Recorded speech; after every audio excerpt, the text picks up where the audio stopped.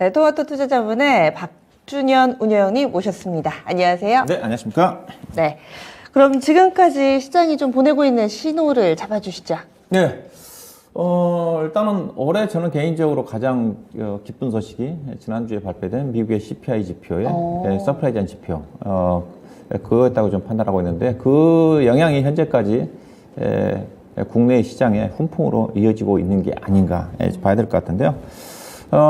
일단은 인플레이션 부분 자체가 정점이 나왔느냐 안 나왔느냐가 계속 지난 6월달 CPI 발표 이후에 7월달 이후에 계속 논란이 됐지 않습니까? 결국은 지난주에 발표된 7월달 CPI 지표 자체가 8.5로 좀 나오면서 어느 정도 정점이 통과가 됐다. 그런 컨센은 거의 형성이 좀 된 것 같습니다. 8월달에 CPI 지표 이제 9월달에 하긴 해야 되겠지만은 국제유가라든가 곡물 가격이 그 이후로도 7월달 이후에도 계속 떨어지고 있기 때문에 충분히 정점이 나왔을 가능성이 커지고 있다고 좀 봐야 될 것 같고요. 여기에다가 미국의 지표들이 좋지 않습니까? 지지난주에 발표된 고용지표에 이어서 또 ISM 서비스업 지표, 그 다음에 그제 지난 주말에 미국 시장의 상승률을 작용했던 미시간대 소비자 심리 지표 자체가 서프라이즈하게 나왔지 않습니까?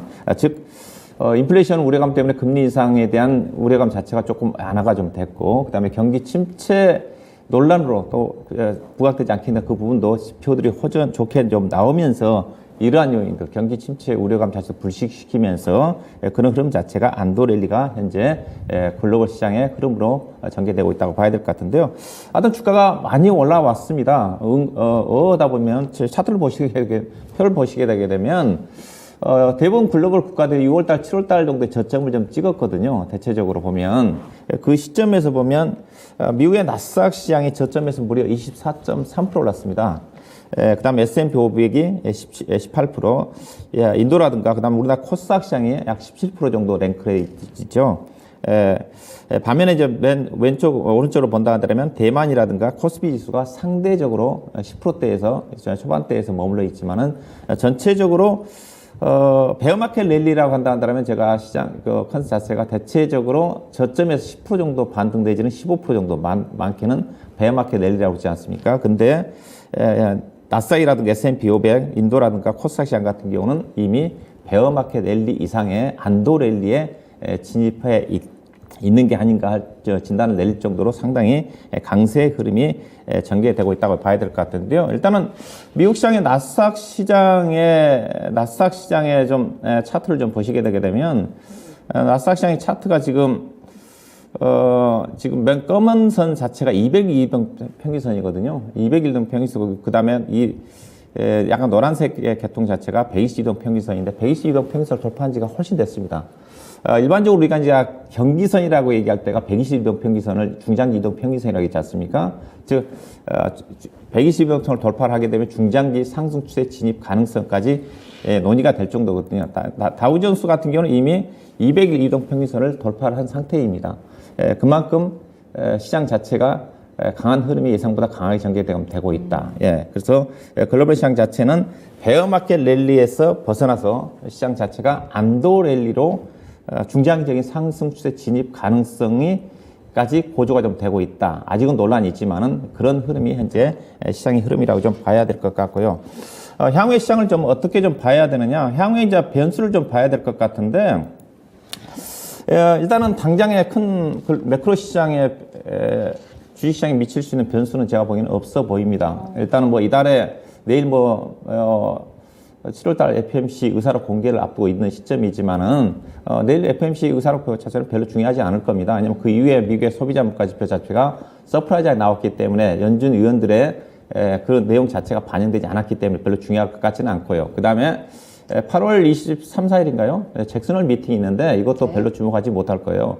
이미 연준의 통화정책 기조 자체는 어느 정도 알고 있는 상태이기 때문에 그러면 언제 이제 시장에 영향을 미칠 수 있는 변수냐? 결국은 8월달 CPI가 발표가 되는 9월 13일이거든요. 9월 13일까지는 시장의 큰 매크로 쪽에 시장에 영향을 미칠 수 있는 그때 변수는 없어 보입니다.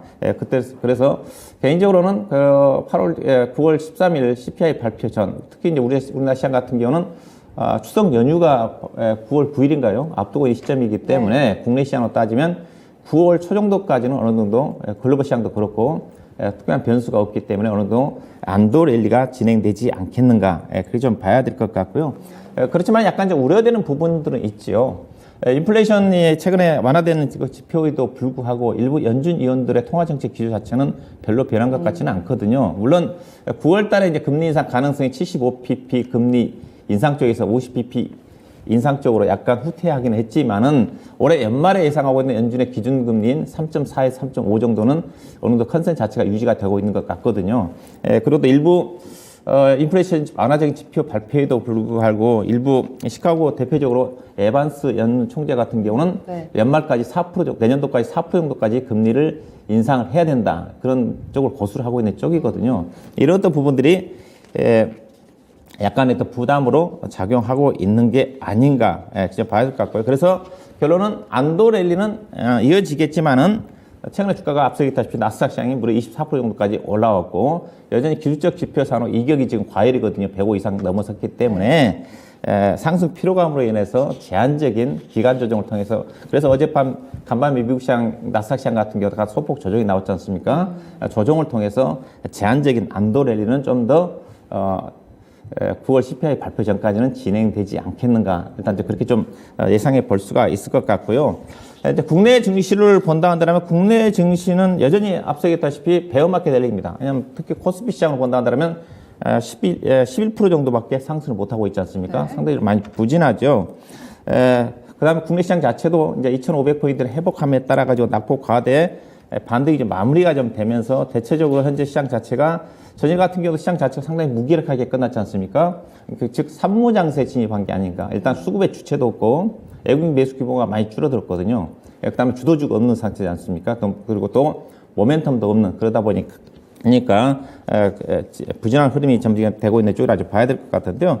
어제 시장의 특징 자체는 그동안 부진했던 반도체 중심의 IT가 반등을 좀 이끌어냈고요.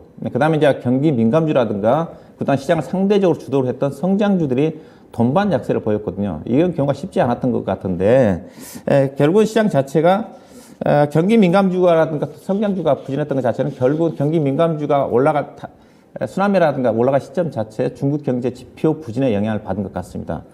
우리가 쉬는 기간 동안 중국의 경제 지표가 발표되지 않습니까? 산업 생산이라든가 소매 판매라든가 고정자산 투자 자체가 거의 어닝 쇼크 수준의 실적이 나왔으니까 그리고 결국은 중국에서 이제 중국 인민은행 쪽에서 경기 부양책 성격의 발표를 했지만은 이 부분 자체가 국내 시장에 오히려 부담으로 작용했다 봐야 될 것 같습니다. 일단 경제 지표가 안 좋게 나온 부분에다가 중국의 경제 지표 부진에 따라 가지고 전일 중국의 위안화가 6.8 위안까지 올라섰거든요. 중국의 위안화 약세 부분 자체는 원달러 환율에 하락으로 연결되는 거거든요. 그래서 어제 원달러 환율이 1310원대에서 왔다 갔다 했지 않습니까? 네. 여전히 높은 수준이라고 봐야 될 것 같습니다. 게다가 중국의 위안화가 약세를 보이고 또 최근 들어서 유로화도 약세를 보이고 또 최근에 엔화도 130원까지 떨어졌다가 지금 134원 정도까지 올라가다 보니까 달러가 지금 약세를 보여야 되는 국면에도 불구하고 달러가 지금 다시 106까지 올라갔었지 않습니까? 이런 어떤 부분들이 원달러 환율의 상승과 함께 외국인 수급에 부정적인 영향을 미치고 있는 게 아닌가 이렇게 좀 봐야 될 것 같고요. 자, 그렇게 본다 한다면 결론적으로 시장 자체는 일단은 매크로 지표의 불확실성 완화로 인해 가지고 일단 변동성이 좀 축소가 좀 되면서 안정적인 9월 초까지 상승 흐름은 전개가 될 것 같은데 상승 자체는 제한적이지 않겠는가. 코스피 지수 같은 경우도 차트를 좀 보시게 되게 되면 이제 매물층입니다. 우리 시장 같은 경우 지금 122동 평균선이 미국 시장 이미 돌파를 했다는데 우리나라는 지금 2,570 정도까지 머물러 있거든요. 네. 차트를 보시다시피 파란 선 자체가 이제 매물층인데 2,570, 80부터는 매물층입니다.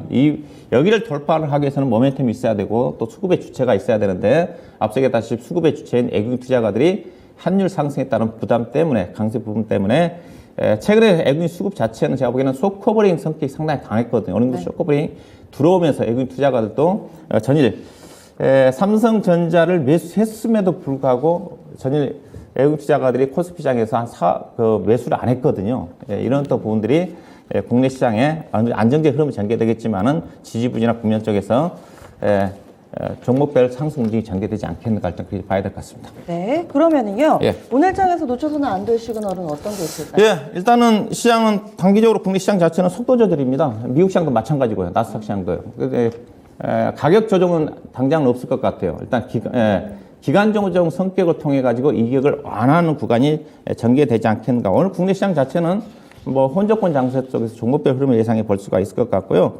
앞서 얘기했다시피 외국인 샘물 매수가 제한적일 것 같다. 대신 어제 선물 외국인 소폭 좀 매도를 했는데 지난주 목요일날 금요일날 외국인 투자 1조 원 정도 매수를 해놓은 거 있거든요. 이 매수가 오늘 내일 정도에 또 매도가 나올 가능성이 큽니다. 왜냐하면 최근에 외국인들의 선물 매매 자체가 하루 매수했다 하루 매도하는 반복적인 패턴이 전개가 됐는데 지난주 목요일날 금요일날 대규모 매수했던 부분 자체가 아직은 유지가 좀 되고 있는 쪽이기 때문에 매수보다는 매도가 나오면서 약간 변동성은 나오지 않겠는가 이런 것도 체크해 볼 필요가 있을 것 같고요.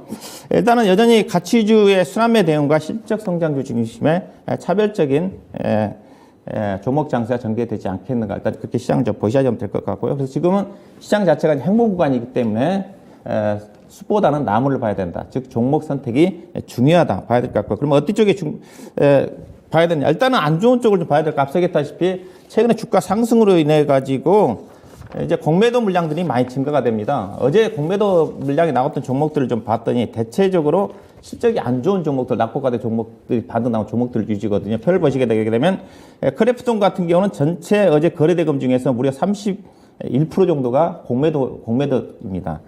메리츠 금융지주도 그렇고 HM이라든가 대우이라든가 금호타이어, 한질칼, 효성 같은 종목들이 거의 전체 거래대금 중에서 20% 이상이 공매도가 좀 차지하고 있다는 측면에서 이제 주가가 올라가면 올라갈수록 공매도 실적이 안 좋은 종목들 그래서 최근에 올라갔던 종목 중에 낙폭 과대 종목들은 단기적인 관점에서 접근할 필요가 있지 않겠나 봐야 될 것 같고요. 관심은 일단은 이쪽에 봐야 될 것 같습니다. 전일 정부의 주택 공급 확대 정책이 좀 발표가 좀 돼서 건설주는 재료 노출에 따라 떨어졌지만은 그래도 건자재 쪽은 수혜를 받을 수 있거든요. 특히 시멘트 가격 인상과 함께 보셔야 좀 될 것 같고요. 그다음에 오늘 인플레이션 감축법이 바이든 대통령이 서명을 했는데 제로 노출에도 불구하고 잊혀전이라든가 태양광이라든가 풍력 같은 종목들은 실적주입니다. 일부 종목도 실적이 상당히 좋은 종목들이 많거든요.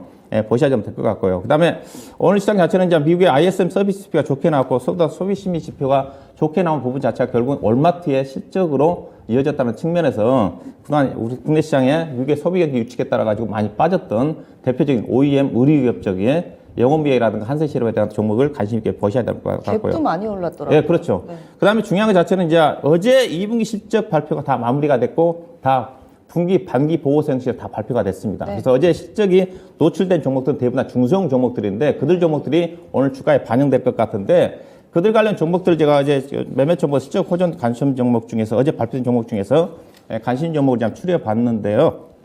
일단 음식료 쪽에서는 대상이 괜찮게 나온 것 같고요. 그 다음에 의류 쪽에서는 영업무역이 서프라이즈하게 나왔습니다. 특히 몇 번 강조해 주셨잖아요. 그렇죠. 영업무역이 어제 반기가의 실적 자체가 작년 1년 실적에 거의 근접한 실적이 발표가 됐습니다. 다른 여타 기존에 발표된 한세시럽이라든가 OEM 의료기업 JS 코퍼레이션 다 실적 좋게 나왔기 때문에 오늘은 이쪽에 아마 관심 있게 보셔야 될 것 같고요. 그 다음에 어제 철강주 중에서 동국제약이라든가 대한제강도 발표가 좀 됐는데 다른 포스코라든가 현대제철에 비해서 상당히 서프라이즈가 나온 것 같습니다. 이쪽은 건설 쪽과 관련된 철근 쪽이 좋기 때문이거든요. 그 다음에 시멘트 쪽에 성신양이라든가 한일현대시멘트 괜찮게 나왔고요. 그 다음에 헬스케어 쪽에 셀트론 헬스케어, 그 다음에 IT 부품 쪽에 ISC가 서프라이즈가 나온 것 같습니다. 이게 이제 DDR5 모멘텀도 있기 때문에 앞으로도 계속 좋아질 수 있는 그런 종목인 것 같고요. 그 다음에 기판 쪽에 대덕전자 쭉 그렇게 했죠. 특히 이수 페타시스가 MLB 다칭 PCB 쪽에 호조를 보이면서 실적이 서프라이즈가 나올 것 같습니다. 주가 자체가 맨 오른쪽에 PER 지표까지 제가 계산해 놨으니까 참고하시면 될 것 같고, 그 다음에 앞서 이제 풍력이라든가 해상 풍력 쪽과 관련된 상황 에미트도 상당히 좋게 나올 것 같고요. 그 다음에 2차전지 장비 쪽에 PNT, 그 다음에 5G 쪽에 HFR이 다른 여타 종목들은 어닝 쇼크지만은 서프라이즈가 나온 것들이 특징이기 때문에 업종 내에서 종목 차별화가 전개된다는 측면에서 이들 관련 종목들을 관심 있게 보시면 될 것 같습니다. 네, 지금 이런 자료는 귀한 자료입니다. 여러분들 화면 이렇게 딱 멈춤해 놓으시고 좀 받아 적으셨다가 내가 가지고 있는 종목 혹은 그 같은 섹터 내에서 어떤 종목 사야 될지 헷갈리다 하시면은 이런 데이터가 충분히 좀 도움이 될 것 같아요. 박주혜 운용과 함께하는 시간은 오늘 장 마치고 나서도 준비가 되어 있습니다. 오후 5시에 함께할 수 있는 시간 유튜브에 마련이 되고요. 시장을 이기는 종목 전략, 이제는 종목에 집중하라. 강소기업에 투자하는 방법 알려드립니다. 과연 어떤 종목이냐 이게 궁금하실 텐데요. 이 시간 함께 하시면은 그 정보까지 받아가실 수가 있습니다. 운영님 오늘 말씀 고맙습니다. 네, 고맙습니다. 네, 지금까지 마켓 시그널이었습니다.